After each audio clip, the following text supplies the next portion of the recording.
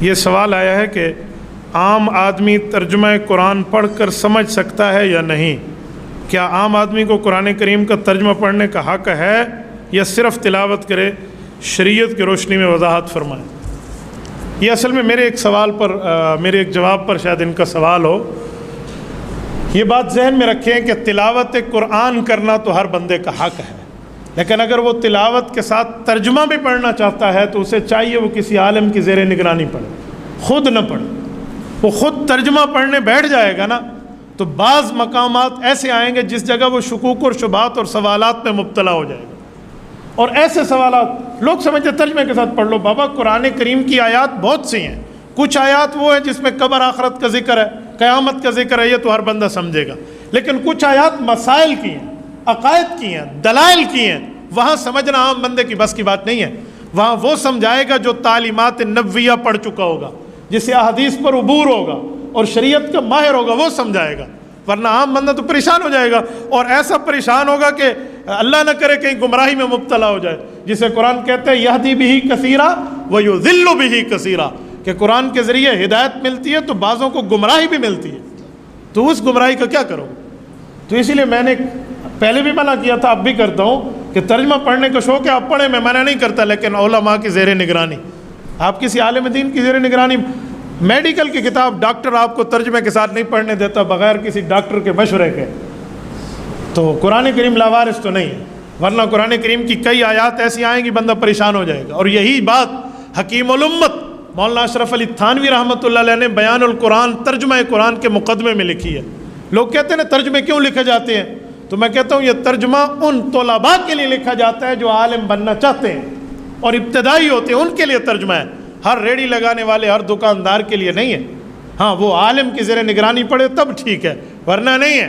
حضرت تھانوی رحمۃ اللہ علیہ نے اردو میں ترجمہ کیا بیان القرآن، اس کے مقدمے میں لکھا ہے کہ عوام کو نہیں چاہیے وہ صرف ترجمے پڑھے، اگر عوام کو ترجمے پڑھنے کا شوق ہے تو کسی عالم کی زیر نگرانی پڑھے۔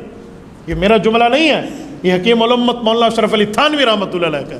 اور آج کل لوگ کہتے ہیں نہیں ہر بندہ ترجمہ پڑھے، وہ بھائی ہر بندہ اگر ترجمہ پڑھے تو علوم حدیث کہاں جائیں گی؟ صحابہ کرام کی تشریحات کہاں جائیں گی؟ اہل بیت نے جو رسول اللہ سے قرآن کریم سمجھا ہے ان کی تشریح کہاں جائے گی؟ اسی لیے اگر ترجمے کا شوق ہے تو علماء کی زیر نگرانی پڑھیں، ورنہ میں ایک دو مثالیں پیش کرتا ہوں۔ مثلا قرآن کریم میں آیت آئے گی وَيُحَذِّرُكُمُ اللَّهُ نَفْسَهُ، اللہ تمہیں اپنے ذات سے، اپنے نفس کے غضب سے ڈراتا ہے، تو قرآن کی آیت ہے۔ ایک آیت اور بھی ہے کُلُّ نَفْسٍ ذَائِقَةُ الْمَوْتِ، ہر نفس پر، ہر ذات پر موت نے بھی آنا ہے۔ تو اگر کسی بندے کے دل میں یہ خیال ہے کہ اللہ کی ذات ہے پھر ہر ذات پر موت آئے گی، اللہ کی ذات پہ نعوذ باللہ کب موت آئے گی، تو علوم حدیث اور علوم قرآن کا ماہر اسے سمجھائے گا کہ یاد رکھیں ہر چیز نے فنا ہونا ہے، وَيَبْقَى وَجْهُ رَبِّكَ ذُو الْجَلَالِ وَالْإِكْرَامِ کا مطلب کیا ہے؟ ورنہ وہ کہے گا ایک جگہ اللہ کا قائم ہونا کہا ہے کہ اس پر موت نہیں آئے گی، دوسری جگہ ہر ذات پر موت آئے گی، تیسری جگہ اللہ کی ذات ہے، تو بیچارہ پریشان ہو جائے گا۔ اسی طرح قرآن کریم میں اگر آپ اور نہیں تو عدت کے مسئلے کو اٹھا لیں، ایک خاتون کا خاوند فوت ہو جاتا ہے، وہ عدت کتنی گزارے؟ تو قرآن کریم میں سورۃ البقرہ میں دونوں آیتیں موجود ہیں۔ ایک آیت ہے کہ عدت 1 سال ہے، متاعا الی الحول خیر اخراج، اور ایک آیت ہے تربصن بانفسہن 4 اشہر و 10 4 ماہ 10 دن ہے۔ تو عام آدمی جو بغیر ماہر کے ترجمہ صرف پڑھے گا وہ کیا کہے گا کہ 1 سال عدت گزارے یا 4 ماہ 10 دن گزارے؟ تو عالم بیٹھا ہوگا جو قرآن اور حدیث کو جانے گا وہ کہے گا یہ حکم منسوخ ہے، پہلے وقت کا ہے، اور یہ حکم بعد والا ہے۔ عام آدمی خالی ترجمے سے تو فرق نہیں کرے گا، تو کیا کرے گا کس جگہ؟ یا مثلا عام بندہ کہے کاف ہا یا عین صاد، سورت نمبر 19 سورت مریم شروع ہو رہی ہے، تو اس کا ترجمہ کیا ہے؟ الف لام میم، اس کا ترجمہ کیا ہے؟ وہ کہے گا نون والقلم، اکیلا نون ہے، نون کا ترجمہ کیا ہے؟ قاف، یہ قاف کا ترجمہ کیا ہے؟ اس کا کیا مطلب ہے؟ تو اس نے تو پریشان ہو جانا ہے، اور جب پریشان ہو جائے گا تو کیا؟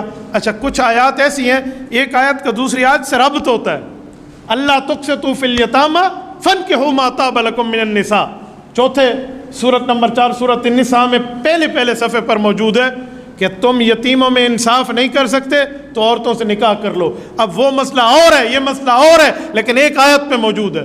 ایک بندہ کہے گا اچھا یتیم سے میں نکاح کرو، نہیں طاقت تو پھر اور نکاح کر لو، وہ بیچارہ شش و پنج میں مبتلا ہوگا، لیکن عالم کہے گا اس کا تعلق کس سے ہے، اس کا تعلق کس سے؟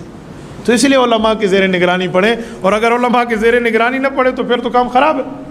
اور میں اہل علم پہ حیران ہوں کہ جو بیٹھ کے کہہ نہیں عالم کے بغیر بھی آپ ترجمہ پڑھ سکتے ہیں، تو میرے خیال میں حکیم الامت مولانا شرف علی تھانوی کو پتہ نہیں تھا، جس نے خود اردو ترجمہ لکھ کے دیا ہے۔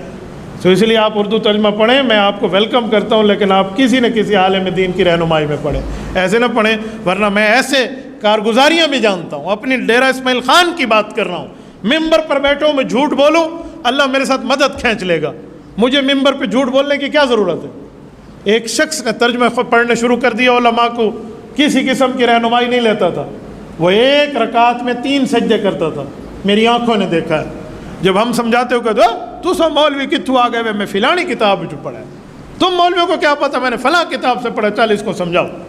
آخر وقت تک وہ ہر رکعت میں 3 سجدے کرتا تھا، پتہ نہیں اس نے کہاں سے پڑھا، ہم نے تو آج تک یہ مسئلہ کہیں نہیں پڑھا۔ وہ بیچارہ کسی شوق میں مبتلا ہوا ہوگا، عالم سے رہنمائی نہیں لی ہوگی، اور یہ حال ہو گیا ہوگا۔ اس لیے ہماری سریکی کی ایک مثال ہے، وہ میں آپ کو سمجھاتا ہوں کہ ماں کو لدھی سیاਣੀ ردھے پکج گھتے پانی، تو کبھی بیٹی ماں سے عقل مند نہیں بنتی، وہ بننے کی کوشش کرے گی تو پھر یہی حال ہوگا۔ تبارك الذي نزل الفرقان على عبده ليكون للعالمين نذيرا